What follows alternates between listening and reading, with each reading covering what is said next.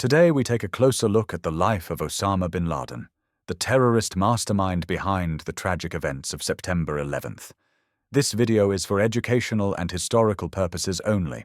It aims to help viewers understand real events, not to promote or glorify violence or terrorism. Viewer discretion is advised. Born into a wealthy family in Saudi Arabia, he chose the path of extremism, where faith was twisted into a weapon. Amid the rugged mountains of Afghanistan, in the chaos of war, he learned to turn belief into violence, and from there, spread fear across the globe. As journalists and intelligence agencies tirelessly searched for his traces, a covert organization with worldwide reach began to take shape, hidden in the shadows for decades. And then, on a fateful morning, humanity stood in shock, witnessing the most devastating consequence of hatred and fanaticism. This is the story of Osama bin Laden, the man who changed history through violence and left behind a bitter lesson about the dangers of extremism. Part 1. Birth and Family Background. The man known in history as Osama bin Laden was born on March 10, 1957. The exact location of his birth remains a matter of dispute.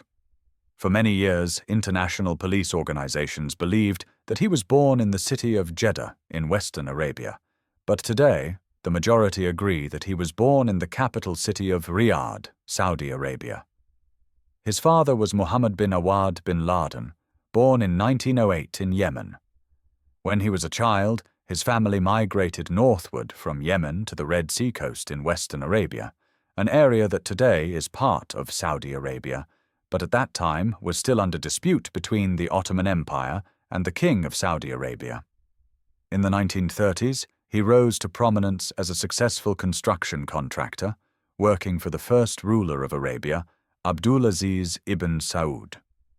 Under the patronage of the royal family, he established a company known as the Saudi Bin Laden Group. This group became an extremely successful and wealthy construction company in the newly established nation. As Saudi Arabia later became the world's largest oil exporter and one of the richest nations on earth, families such as the Bin Laden family flourished. Osama's mother was Hamida al-Attas, a native of Syria from a prosperous family of orange farmers near the port city of Latakia. She became Muhammad's 10th wife in 1956, when she was only 14 years old and he was a 48-year-old millionaire. A year later, Osama was born. He was their only child. However, Muhammad and Hamida soon separated. This caused speculation that they had never officially married and that Hamida had only been Muhammad's temporary mistress. Osama's youth and upbringing were ones of great privilege. By the time he was born, his father was already a millionaire, and that fortune would grow into billions of dollars when adjusted for modern inflation. Immediately after his parents divorced, Osama's mother remarried one of Mohammed bin Laden's business associates, named Muhammad al-Attas. They had 4 children together during the 1960s, 3 sons and 1 daughter. Osama was sent to live with them. Therefore, he grew up in his mother's and stepfather's household, along with several half-siblings. However, it would be wrong to assume that he was estranged from his father. Mohammed bin Laden played a major role in his son's development, instilling in him many of his own conservative and religiously strict beliefs. Beginning in the 1960s, Osama attended Al-Thaga Model School, a secondary school in Jeddah. In 1971, he had his first direct experience of the Western world when he was sent to Oxford University in England for an English language course. In addition, he was said to have displayed several typical traits of boys during his childhood and early teenage years. He was an avid football fan, always following the Arsenal Football Club, and he showed a deep interest in military history. Despite this, Osama's early years appeared relatively ordinary, though his background was anything but. Part 2. The Rise of the Bin Laden Family and Osama's Early Education. During the 1960s, the Saudi Bin Laden Group had become one of the most influential corporations in the entire Arab world. Their connections with the Saudi royal family were vast, and the company was continuously awarded contracts to maintain and renovate mosques in the two holiest cities of Islam, Mecca and Medina. In 1964, the company received a contract to refurbish the exterior of the Dome of the Rock, the most sacred Islamic site in Jerusalem. By that time, the relationship between Mohammed bin Laden and the Saudi royal family had become profoundly close. However, in 1967, Mohammed died at the age of 59 in a plane crash in Saudi Arabia when the pilot misjudged the landing. Despite this tragedy, the Saudi bin Laden group continued to thrive under the leadership of several of Mohammed's sons from his earlier marriages.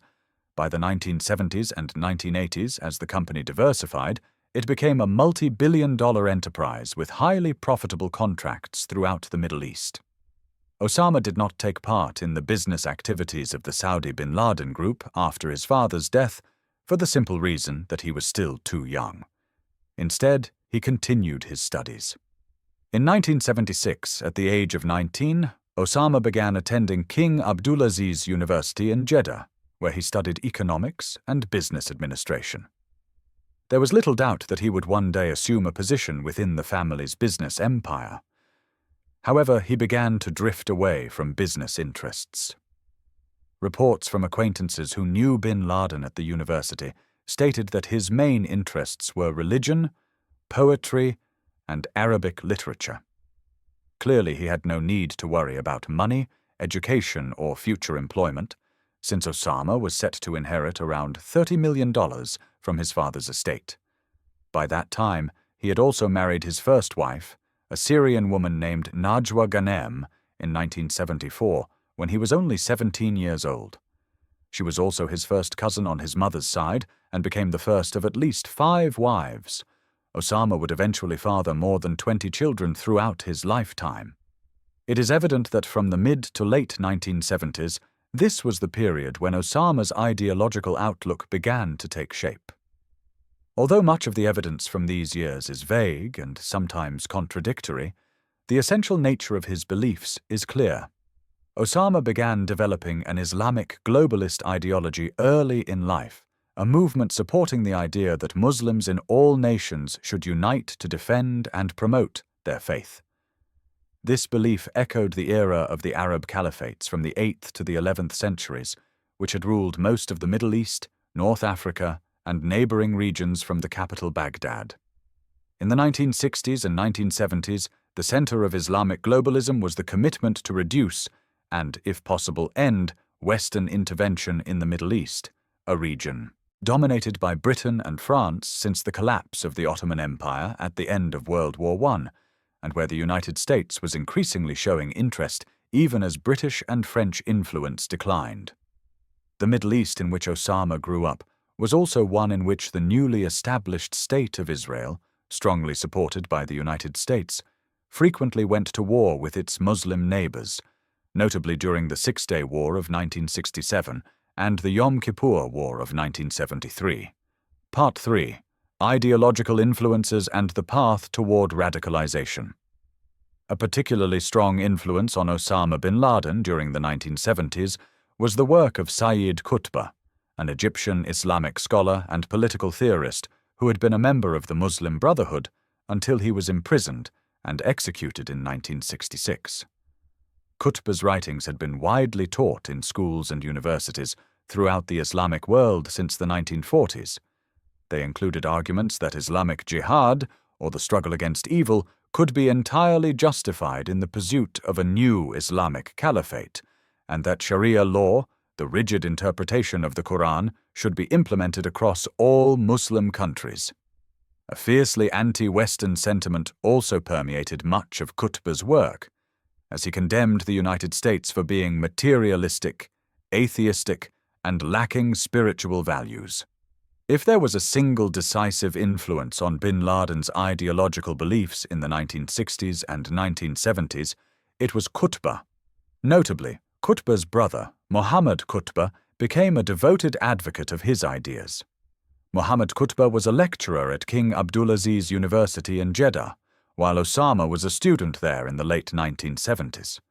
Osama completed his studies at King Abdulaziz University in 1979, though it is unclear whether he officially graduated. This moment was significant, as the Islamic world was in turmoil. First, the Iranian Revolution of 1978 had witnessed the overthrow of the Western-backed Shah of Iran and the establishment of a new Islamic state led by Ayatollah Ruhollah Khomeini. While this was taking place in Iran, to the northeast, Afghanistan was descending into political chaos. In 1978, the People's Democratic Party of Afghanistan, PDPA, seized power and began to establish an atheist socialist state.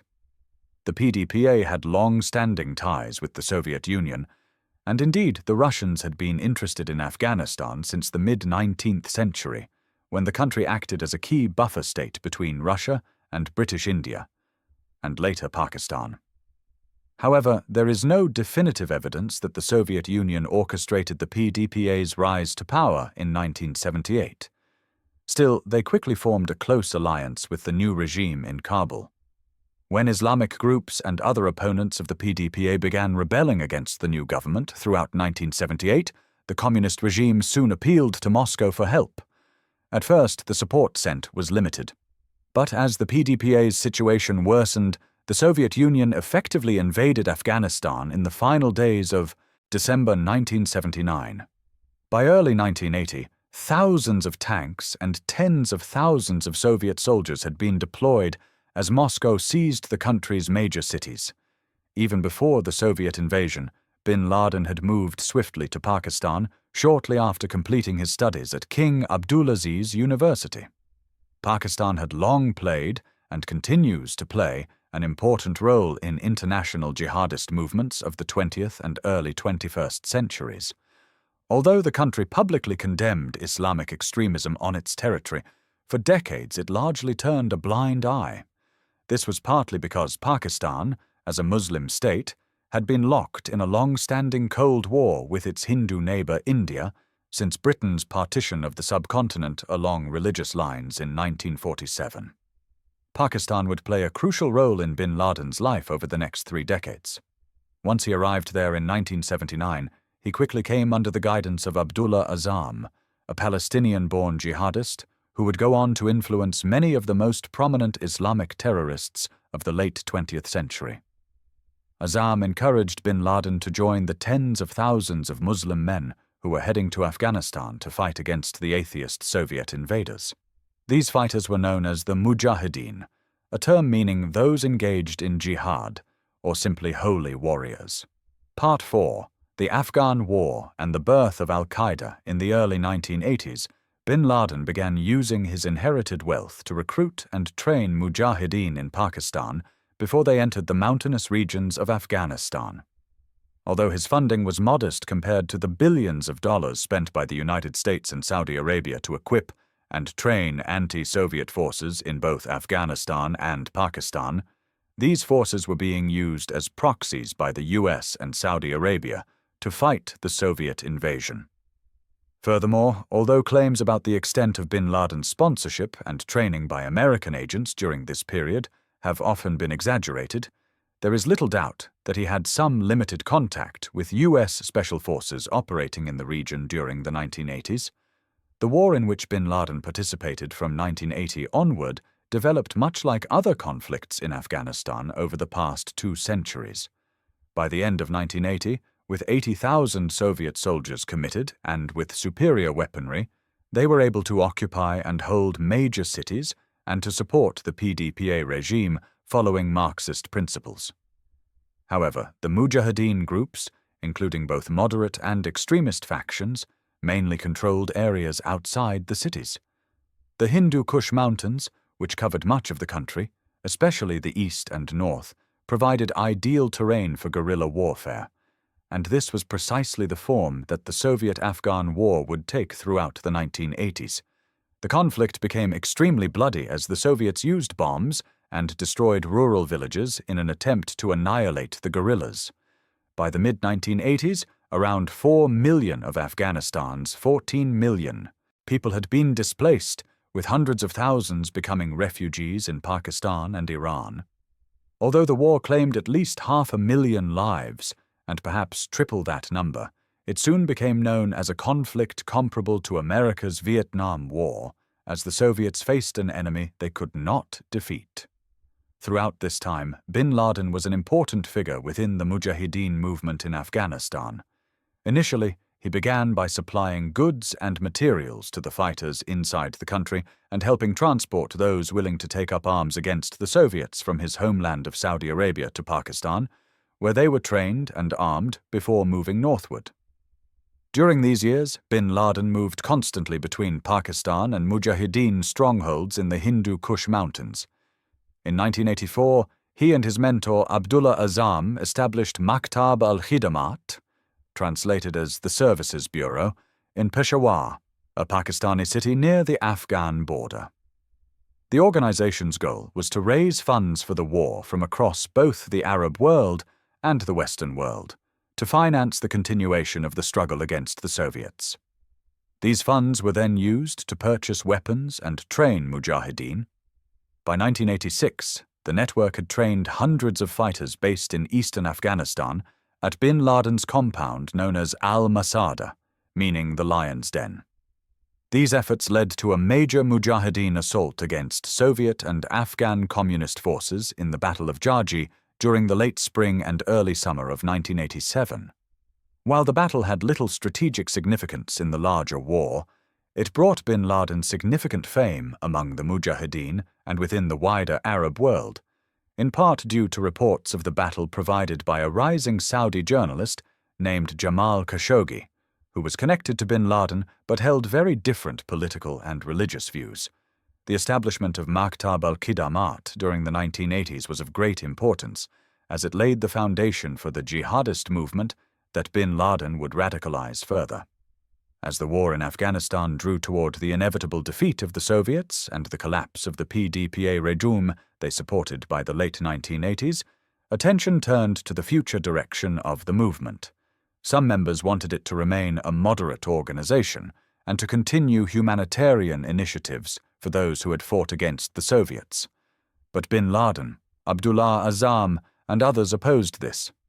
They believed that Maktab al-Khidamat should be transformed into a larger organization, one that would continue to drive foreign, non-Arab powers out of the Arab and Islamic world. Eventually, this more radical faction led Bin Laden and Azzam to establish a new organization in 1988 called Al-Qaeda, meaning the base or the foundation. Over time, it would become the largest and most infamous jihadist organization in the world. From its inception, Al-Qaeda's objective was to launch jihad, or holy war, against non-Muslims anywhere within the traditional Islamic world, that is, in the Middle East, Central and South Asia, North Africa, and also in Muslim regions farther east, such as Somalia, Mali, Nigeria, Sub-Saharan Africa, Indonesia, and others. Part 5. The Soviet Withdrawal and the Early Years of Al-Qaeda, 1988–1992. In 1988, as the war in Afghanistan entered its final stages, the Soviet Union began to withdraw its troops. The retreat lasted from May 1988 until February 1989, marking the end of one of the bloodiest conflicts of the 20th century. In total, over 14,000 Soviet soldiers were killed, while tens of thousands more were wounded, and the People's Democratic Party of Afghanistan (PDPA) government, which they had supported, was left isolated and weakened. Following this victory, the Mujahideen, composed of various factions, soon fell into disunity. Instead of forming a stable Islamic state, Afghanistan descended into civil war. The conflict pitted different Mujahideen groups against one another, often divided along ethnic, tribal, or ideological lines. During this time, Osama bin Laden and his followers sought to define a new mission. The war against the Soviets had ended, but in bin Laden's view, the broader struggle, the global jihad, was only beginning. The formation of Al-Qaeda in 1988 marked the formalization of this vision. Initially, the organization functioned as a logistical network, providing training, funding, and recruitment for Islamic fighters across various regions. The group's founding members included several key figures from the Afghan war, such as Ayman al-Zawahiri, an Egyptian surgeon and former member of Egyptian Islamic Jihad, and Abu Ubaidah al-Banshiri, among others. From the very beginning, Al-Qaeda's leadership envisioned an international struggle against what they viewed as the enemies of Islam, which included both the Soviet Union and the United States, even though the US had supported the Mujahideen against the Soviets. In November 1989, Abdullah Azzam, Bin Laden's mentor and one of the original founders of Maktab al-Khidamat, was assassinated in Peshawar, Pakistan. His death, caused by a car bomb, has never been fully explained. Some believe that Bin Laden's faction was behind it, since Azzam had advocated for a more moderate approach, focusing on Islamic unity rather than global jihad. With Azzam's death, Bin Laden took full control of the networks they had built together. He began transforming al-Qaeda into a more centralized and militant organization.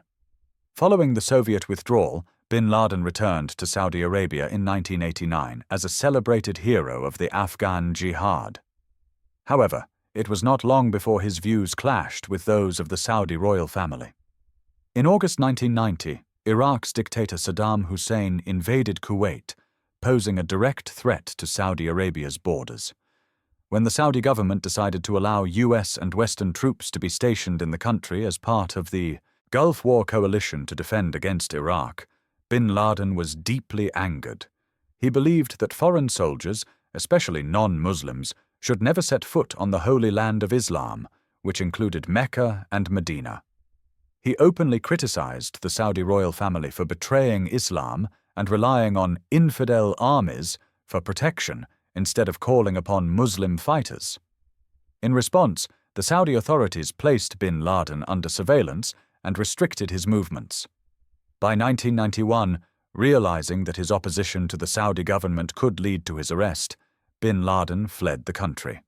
He first went to Pakistan and then to Sudan, where he was welcomed by the government of Hassan al-Turabi, an Islamist leader who sought to make Sudan a new center for global Islamic movements. In Sudan, Bin Laden found a safe haven where he could rebuild and expand his organization. There, he established business enterprises, including construction, agriculture, and trading companies, both to sustain his family and to provide financial support for al-Qaeda's growing operations. During this period, 1991 to 1996, Sudan became a major hub for Islamic militants from across the Middle East and North Africa. Bin Laden played a central role in connecting various extremist groups, creating what would later become the global jihadist network. It was in Sudan that al-Qaeda evolved from a loose association of Afghan war veterans into a structured terrorist organization with international ambitions. By 1992, the group had already begun conducting terrorist attacks, including bombings in Yemen and Somalia, targeting US and Western interests. These operations marked the beginning of al-Qaeda's violent campaign against the West, a campaign that would expand dramatically throughout the 1990s. Part 6, The Sudan Years, 1992-1996, and the Globalization of al-Qaeda. From 1992 to 1996, Osama bin Laden lived in Sudan, where he laid the groundwork for the future operations of al-Qaeda. The country, under the rule of Omar al-Bashir and ideologue Hassan al-Turabi, had transformed into a hub for Islamist movements. The Sudanese leadership sought to position their nation as the center of a global Islamic revolution. For bin Laden, Sudan was both a sanctuary and a base of expansion. He invested heavily in infrastructure projects, including roads, airports, and agricultural enterprises. Through his construction company, he helped build major facilities for the Sudanese government and simultaneously used these businesses as fronts for al-Qaeda's financial and logistical networks. While in Sudan, bin Laden also acquired large tracts of farmland, where his organization trained militants and foreign recruits under the guise of agricultural work. At this time, he was cultivating relationships with radical groups across the Islamic world, including Egyptian Islamic Jihad, Al-Jama'a al-Islamiyya, the armed Islamic group, GIA of Algeria, and militant factions in Somalia, Yemen, and Chechnya. The early 1990s marked the period when al-Qaeda shifted from being merely a support organization for local struggles into a global terrorist network. During this period, several key events occurred that shaped bin Laden's path toward confrontation with the United States. In December 1992, a bomb exploded at the Gold Moher Hotel in Aden, Yemen, where U.S. troops were stationed before being deployed to Somalia as part of a United Nations mission. Although the attack failed to kill Americans, it marked al-Qaeda's first direct strike against the United States. A year later, in 1993, American forces in Somalia were drawn into a violent conflict with local militias. Al-Qaeda operatives were suspected of aiding the Somali warlord Mohammed Farah Aidid in the Battle of Mogadishu in October 1993, an engagement that led to the deaths of 18 American soldiers. The event, later known as the Black Hawk Down incident, deeply humiliated the United States and convinced bin Laden that America could be driven out of Muslim lands through sustained attacks. At the same time, bin Laden and his followers became increasingly vocal about their opposition to the Saudi monarchy. In 1994, the Saudi government revoked his citizenship and seized all of his assets within the kingdom. This effectively severed his remaining ties to his homeland. Yet the loss of Saudi citizenship only strengthened bin Laden's resolve. He began to see himself not merely as a Saudi dissident, but as a leader of a global Islamic movement. During his years in Sudan, he also established training camps and safe houses across Khartoum and the countryside. These facilities hosted Islamic militants from dozens of countries who came to receive military training, religious indoctrination, and logistical support. Bin Laden also provided financial aid and expertise to other terrorist groups, helping to plan and fund attacks in North Africa, the Middle East, and even Europe. By 1995, al-Qaeda had become firmly rooted as an independent organization, distinct from the remnants of the Afghan Mujahideen. However, bin Laden's activities in Sudan began to attract unwanted attention from Western intelligence agencies and Arab governments. The United States accused Sudan of harboring terrorists and supporting international terrorism, leading to growing diplomatic isolation and economic sanctions against the country. By 1996, pressure from both the US and Saudi Arabia forced the Sudanese government to reconsider its relationship with bin Laden. That same year, the government in Khartoum ordered him to leave the country. On May 18, 1996, Osama bin Laden and several hundred followers departed Sudan. Their destination was the country where his jihadist ideology had first taken root, Afghanistan. There, bin Laden would re-establish al-Qaeda's headquarters, strengthen its network, and plan the most devastating terrorist attack of the modern age. Part 7. Return to Afghanistan, 1996-2001, and alliance with the Taliban. When Osama bin Laden returned to Afghanistan in 1996, the country was once again in chaos. Since the fall of the Soviet-backed PDPA regime in 1992, Afghanistan had been torn apart by a brutal civil war among rival Mujahideen factions.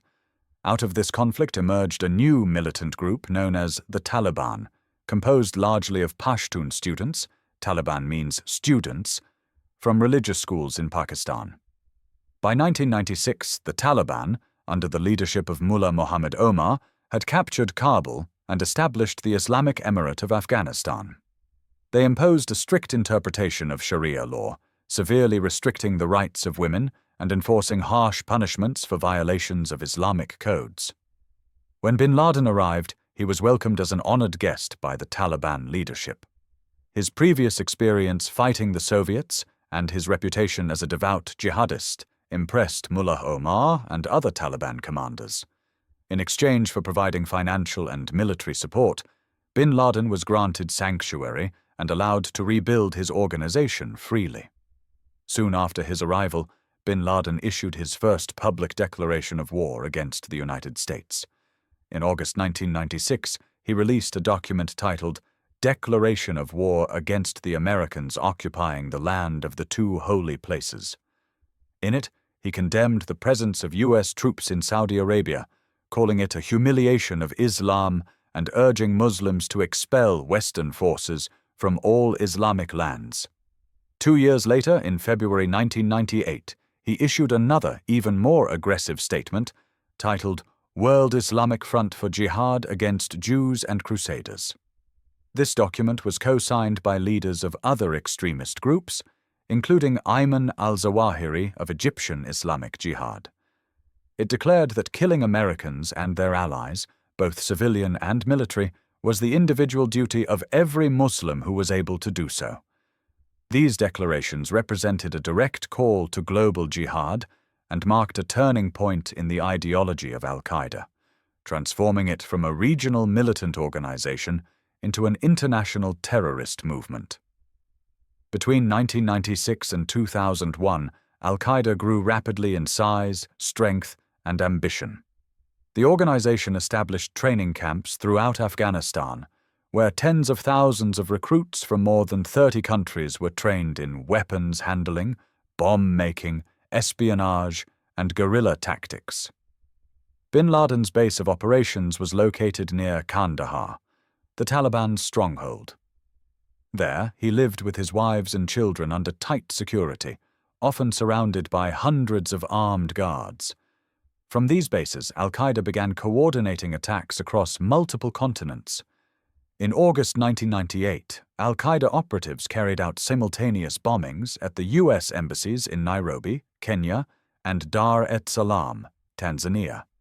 The explosions killed 224 people, including 12 Americans, and injured over 4,000 others. In response, U.S.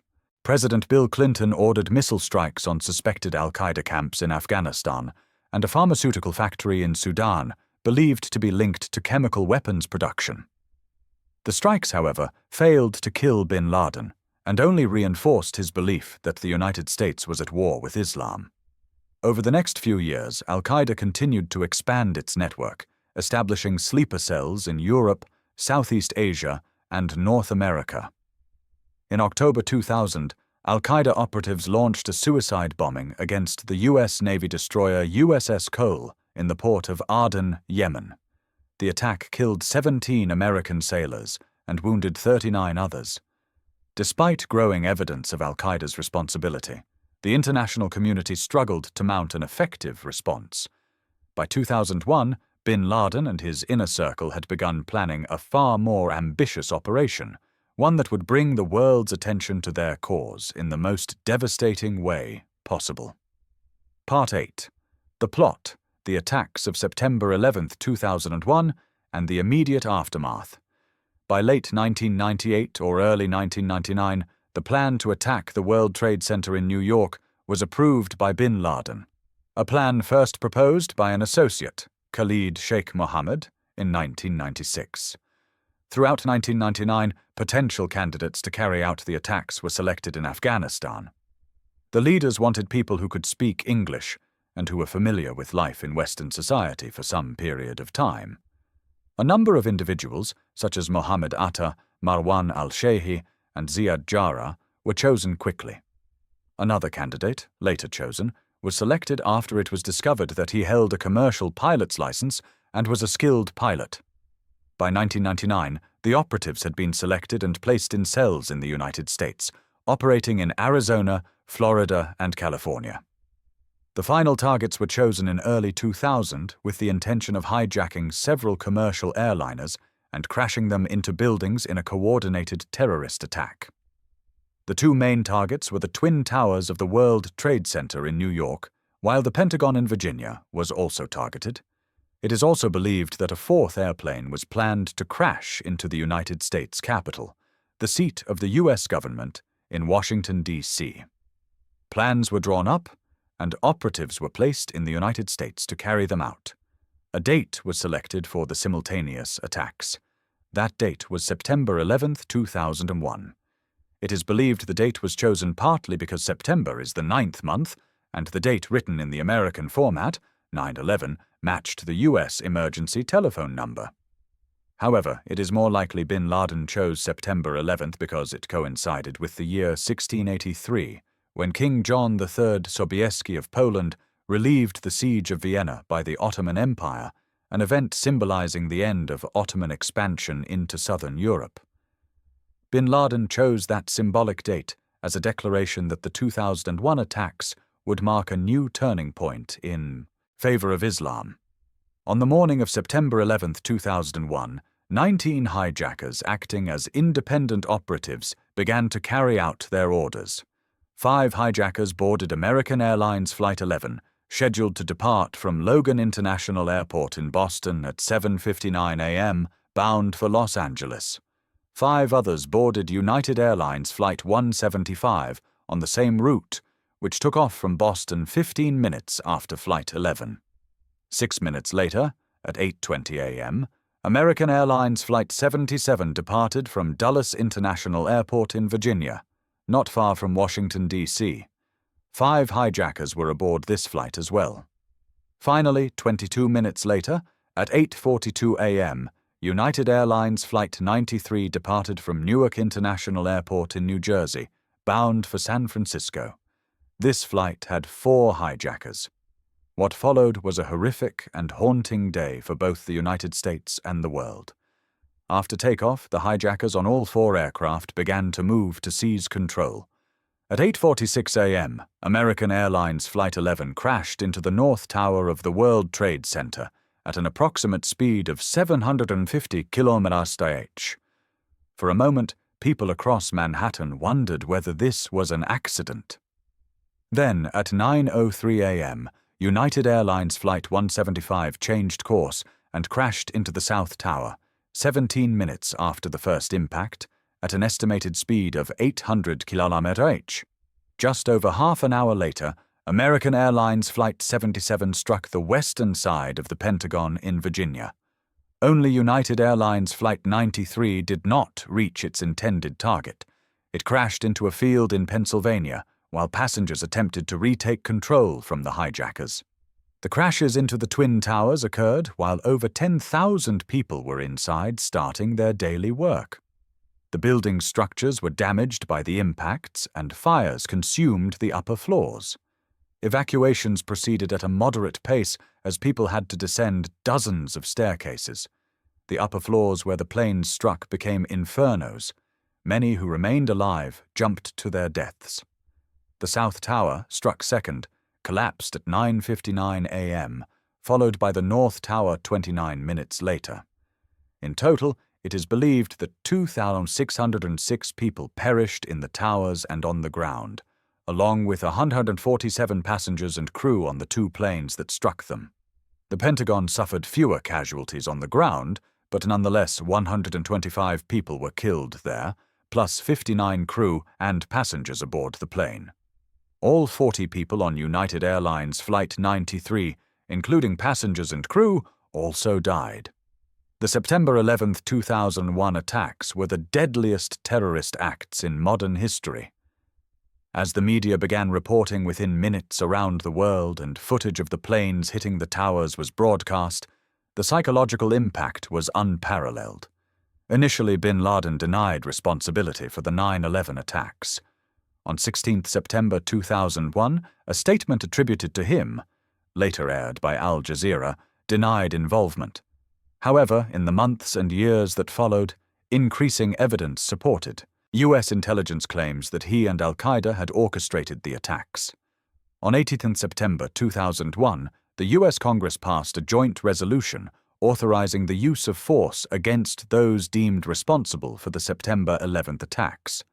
Because the Taliban regime in Afghanistan had sheltered bin Laden and al-Qaeda since 1996 and refused to extradite him to U.S. authorities, the entire regime became a legitimate target in the view of the U.S. government and its allies. The United States and its partners began bombing strategic targets in Afghanistan on 7 October 2001. Initial ties were established with the Northern Alliance, which held portions of northern Afghanistan in opposition to the Taliban. Small numbers of U.S. Special Operations Forces were deployed late in September, but it was not until 19th October that the main ground invasion began, with large conventional forces from the U.S.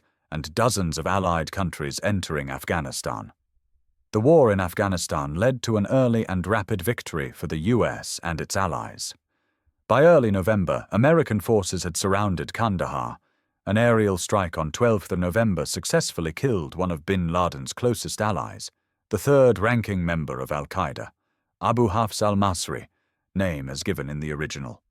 The following day, Northern Alliance and U.S. forces moved into Kandahar, while the Taliban fled towards the mountains or toward Kandahar city in the south. By late November, remaining Taliban forces surrendered, and by early December, a provisional government had been established with Hamid Karzai as the head of a new Afghan administration. However, this initial success proved illusory. Afghanistan soon descended into continued insurgency that the United States would never fully defeat. The U.S. came close to capturing bin Laden. As Kandahar fell, an Allied force, including about 70 U.S. Special Operations personnel and hundreds of Allied fighters, conducted an operation in a complex of caves known as Tora Bora in the White Mountains, where bin Laden and many al-Qaeda members were believed to be hiding. A near two-week battle was fought in the mountains and caves, often referred to as the Battle of Tora Bora. U.S. intelligence believed bin Laden had been present in those clashes, but he apparently escaped because Allied ground forces were insufficient to seize him. It is believed he crossed the border into Pakistan in the ensuing days or weeks. After Tora Bora, bin Laden became the world's most wanted man, with a $25 million reward offered by the U.S. government for information leading to his capture or death.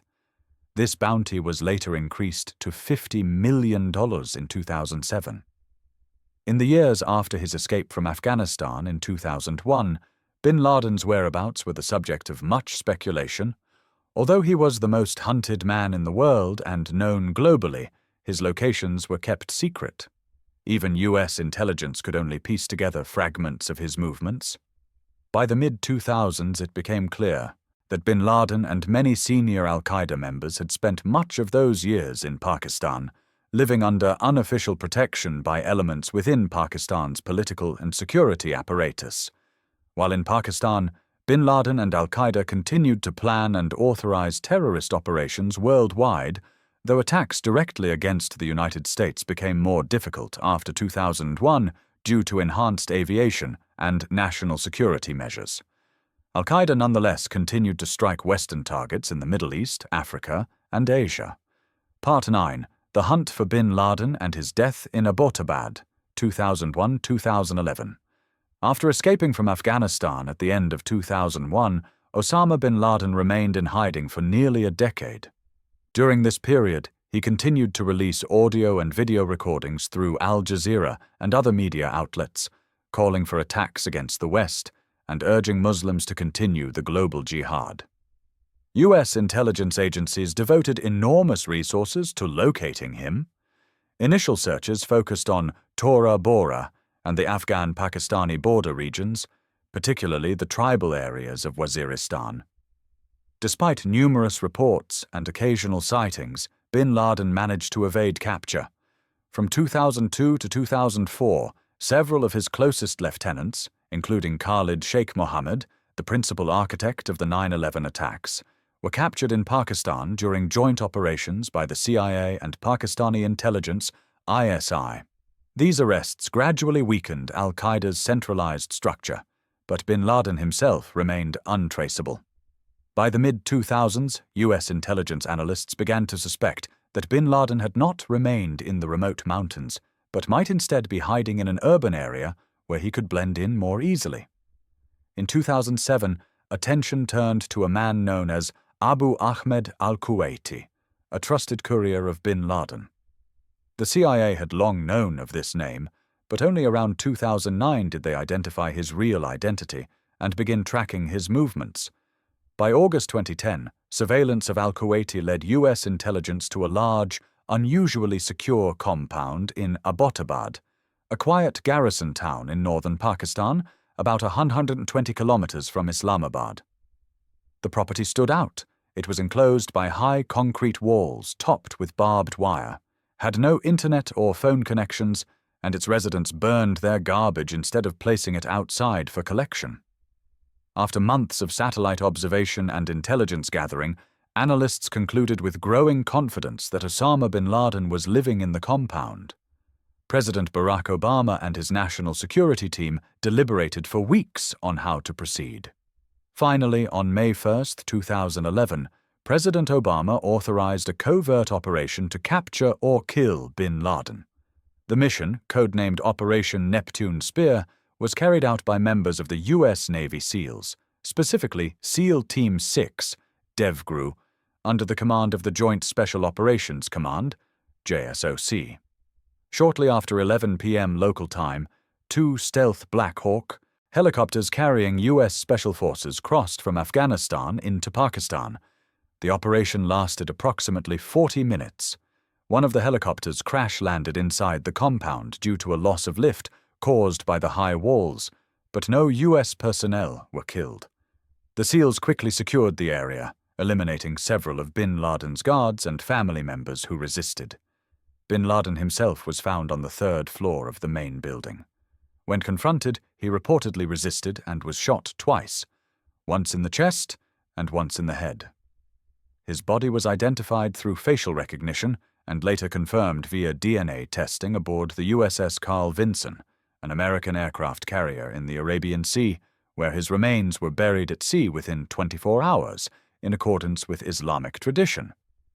The raid resulted in the deaths of bin Laden, one of his sons, Khalid, 2 couriers, and 1 woman who was caught in the crossfire. President Barack Obama announced the success of the operation in a televised address to the nation on the night of May 2, 2011, U.S. time, declaring, "Justice has been done." The killing of Osama bin Laden was celebrated around the world, particularly in the United States, where it was seen as the long-awaited conclusion to the manhunt that had begun on September 11, 2001. However, while bin Laden's death dealt a symbolic blow to al-Qaeda, the organization did not collapse. Many of its senior figures escaped, including Ayman al-Zawahiri, who succeeded bin Laden as the group's new leader.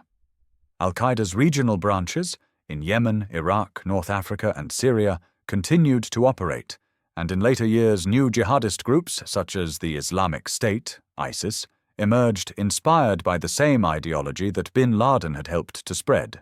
Part 10. Ideology and the global consequences of Osama bin Laden's actions.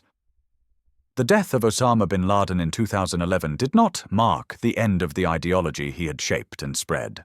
Instead, his ideas continued to influence militant Islamist movements across the world. Bin Laden remains one of the most significant figures in the history of modern Islamic extremism. Beginning in the 1970s, he gradually became radicalized through exposure to the writings of thinkers such as Sayyid Qutb, whose call for an uncompromising Islamic order deeply affected him.